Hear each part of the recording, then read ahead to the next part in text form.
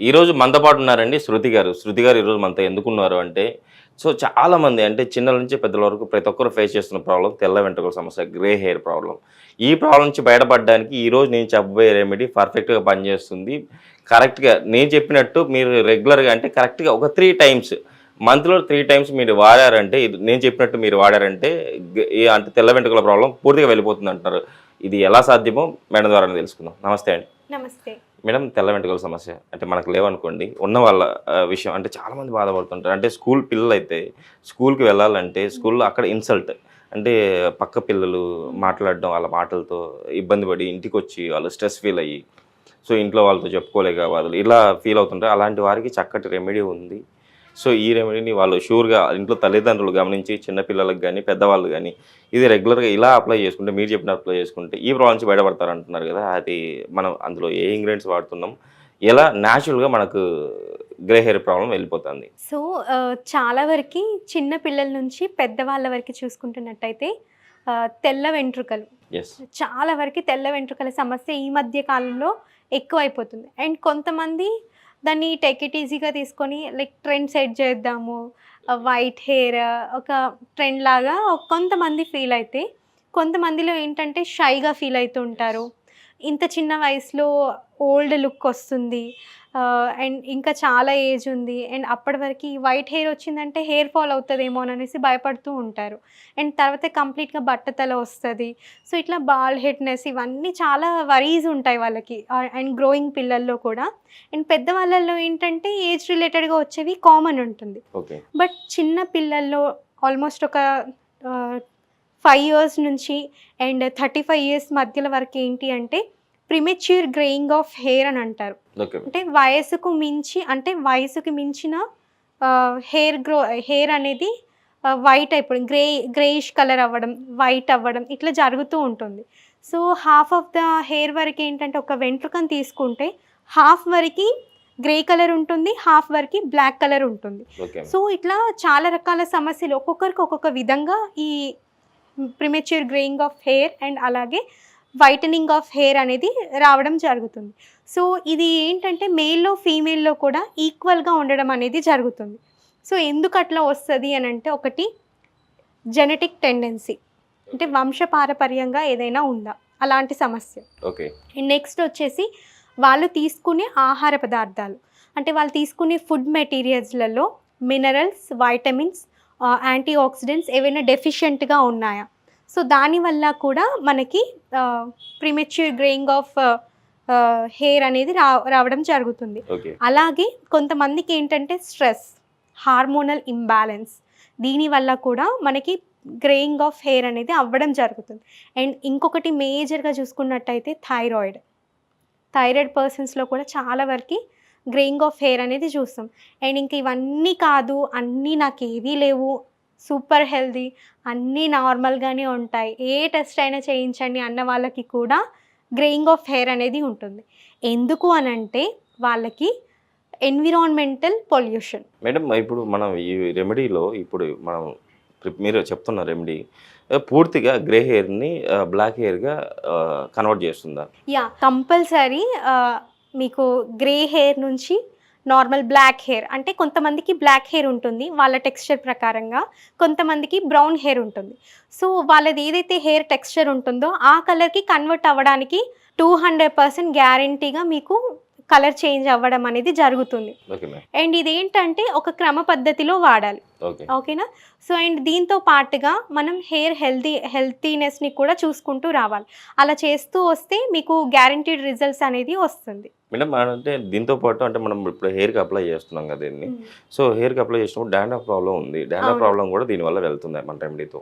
వెళ్తుంది. ఎందుకంటే మనం ఇందులో తీసుకునే రెండు అద్భుతమైన ఇంగ్రీడియంట్స్, అండ్ ఇవి మనకి డైలీ మనం ఎందులో కొందులో వంటలలో యూజ్ చేస్తూనే ఉంటాం. సో ఇదేంటంటే ప్రాపర్ క్వాంటిటీలో మనం ఎక్స్టర్నల్గా అప్లై చేస్తాము. ఎక్స్టర్నల్గా అప్లై చేయడం వల్ల హెయిర్ రూట్ నుంచి మనకి ఆ యొక్క టెక్స్చర్ అనేది ఇంటర్నల్గా వెళ్ళి మనకి కంప్లీట్గా వాటి నుంచి ఉపశమనం అనేది రావడం జరుగుతుంది. అండ్ ఫర్దర్గా కూడా ఎలాంటి డర్మటైటిస్ లైక్ సెబోరిక్ డర్మటైటిస్ ఉన్నా, స్కాల్ప్లో లైక్ చిన్న చిన్న ప్లేక్స్ లాగా ఉన్నా, లైక్ ఇలా తలలో వేలు పెట్టి ఇలా గీరితే ఒక మట్టి లాగా వస్తూ ఉంటుంది కొంతమందికి. Okay ma'am. సో అలాంటి ఉన్నా కూడా, అలాంటి సమస్యతో బాధపడుతున్నా వాళ్ళు కూడా అప్లై చేసుకోవచ్చు. అప్లై చేసుకోవడంతో పాటుగా ఈ premature greying of hair, hair fall, hair thickness, హెయిర్కి రిలేటెడ్, స్కాల్ప్కి రిలేటెడ్ ఏదైనా ఇష్యూస్ ఉన్నా కూడా చాలా వరకు కంట్రోల్ అవ్వడానికి ఈ 2 ఇంగ్రీడియంట్స్ ది బెస్ట్ రెమెడీగా చెప్పుకోవచ్చు. ఇంగ్రీడియంట్స్ ఏంటి మేడం? యా, సో ఆ 2 మేజర్ ఇంగ్రీడియంట్స్ వచ్చేసేసి కలోంజీ సీడ్స్, ఉల్లి విత్తనాలు అంటారు. సో జనరల్గా మనం మార్వాడి షాప్లో దొరుకుతూ ఉంటాయి కదా, లైక్ చాలా వరకు వీటి యూజెస్ అనేది అన్ని విధాలుగా యూజ్ అవుతూ ఉంటుంది.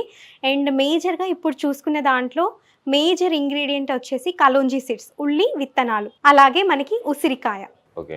సో ఉసిరికాయ డైరెక్ట్గా అయినా తీసుకోవచ్చు, లేదు ఉసిరి పౌడర్ ఉంటుంది కదా, ఉసిరిని డ్రైగా అంటే సన్కి ఎండబెట్టేసి దాన్ని పౌడర్ చేసేసుకొని, ఉల్లి గింజలు అలాగే ఉసిరిని పౌడర్ చేసేసుకొని మనం ఇప్పుడు ఈ ఇంగ్రీడియంట్స్ లాగా లైక్ మనం ఇది ఒక స్కాల్ప్కి ఒక మర్దన లాగా చేసుకొని ఒక ప్యాక్ లాగా అప్లై చేసేసుకుంటే చాలా వరకు ఏదైతే ఈ premature greying of hair, old ఏజ్లో వచ్చే హెయిర్, వీటన్నింటినీ ప్రివెంట్ చేసుకోవడానికి అవకాశం ఉంటుంది. Okay madam. సో ఫస్ట్ అందుకే ఈ పౌడర్ ఏంటంటే ఇప్పుడు ఇందాక మనం చెప్పుకున్నాం కదా, కలోంజీ సీడ్స్, ఉల్లి విత్తనాలు అలాగే ఉసిరి పౌడర్. ఓకేనా? సో ఇది మీరు ఏంటంటే ఆన్ ద డే రోజే యూజ్ చేస్తారు కాబట్టి మీకు ఎంత క్వాంటిటీ, అలాగే మీ హెయిర్ ఎంత ఉంది, ఎంత థిక్నెస్తో ఉంది, ఓన్లీ స్కాల్ప్కి మాత్రమే అప్లై చేయాలి. ఓకేనా? మిగిలిన రెస్ట్ ఆఫ్ హెయిర్కి అప్లై చేయాల్సిన అవసరం లేదు. స్కాల్ప్కి, రూట్ ఆఫ్ ద హెయిర్కి అప్లై చేస్తే సరిపోతుంది. సో ఇది ఒక మనం 1/2 టేబుల్ స్పూన్ తీసేసుకుందాం.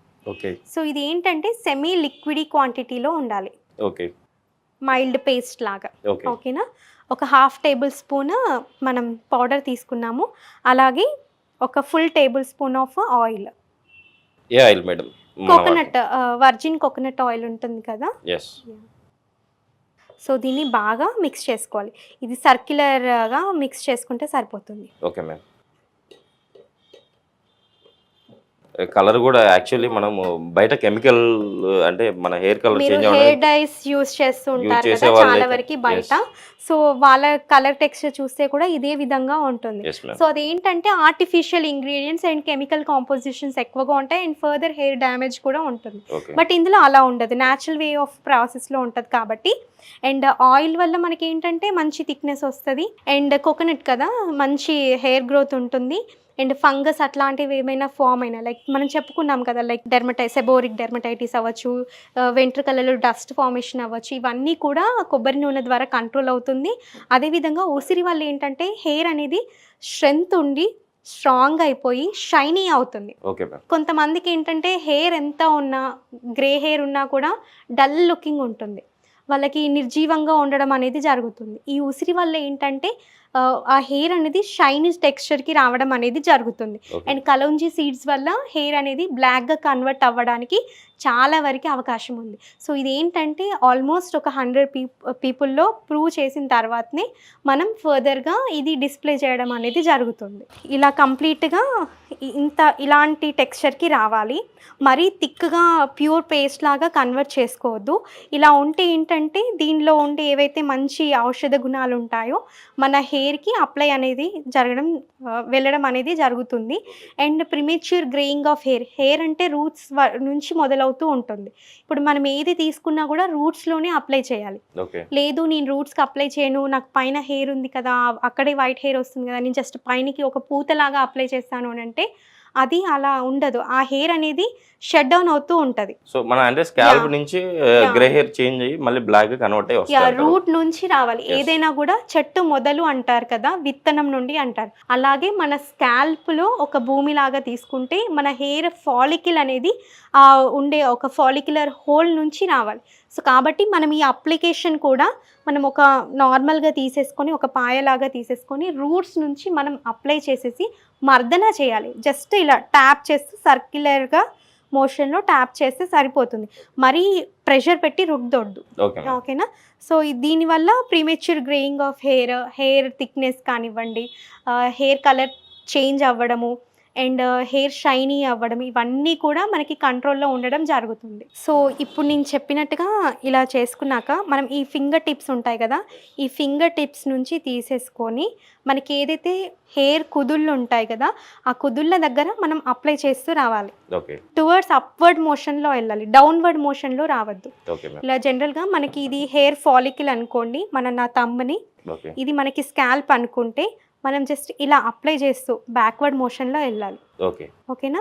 ఇలా ఫ్రంట్కి ఇలా రుద్దుకుంటూ రావద్దు. ఓకేనా? ఇలా చేస్తూ మర్దన లాగా ఇలా చేస్తే మీకు హెయిర్ గ్రోత్ అనేది and hair growing like premature growing of hair అనేది తగ్గుతుంది. అలాగే వైట్ హెయిర్ కానివ్వండి, కలర్ చేంజెస్ ఇవన్నీ కూడా కంట్రోల్ అవ్వడం అనేది జరుగుతుంది.